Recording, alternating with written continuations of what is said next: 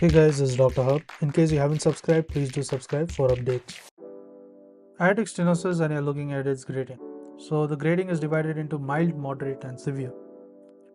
So when you talk about mild, mild means the area of aortic valve. So the other component we are seeing here is area of the aortic valve.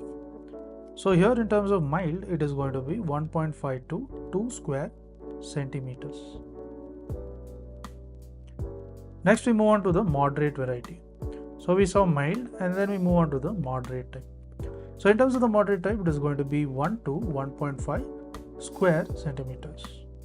So when you're moving to mild, it has a maximum area, and severe, it has a reducing area. So then lastly, we move on to the severe variety. So here in severe variety, it is less than 1 square centimeters.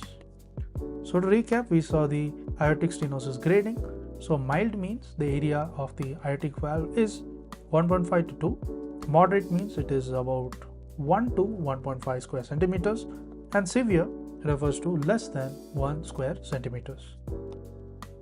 To learn and grow daily like this, please do subscribe.